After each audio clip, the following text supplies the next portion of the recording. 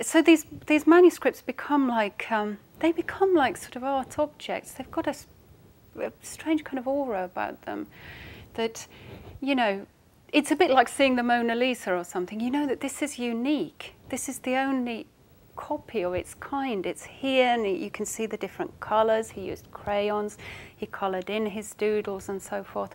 And I mean, that's one of the nice things actually about working at the Harry Ransom Centre, because at many archives, all you get is either a microfilm or you get a photocopy of the manuscript. But here you get the actual original manuscript with all the kind of textures and all the colours and all the kind of, you know, all the sort of, you know, maybe even stains on them and things like that. And but it's just wonderful.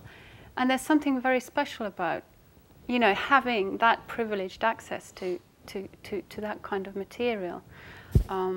There's really, this material really has a kind of aura about it, a kind of uniqueness.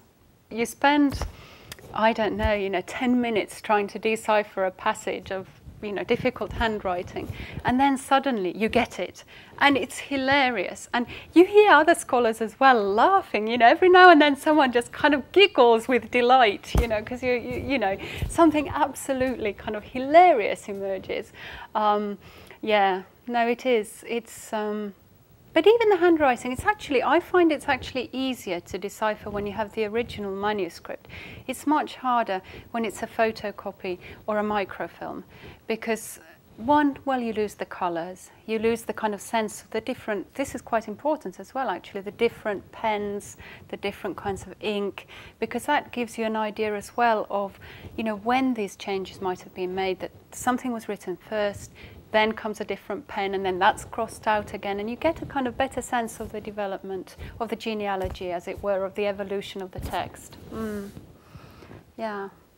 It's strange. I mean, one does feel kind of slightly strange when one walks out of the reading room, but it's worth it.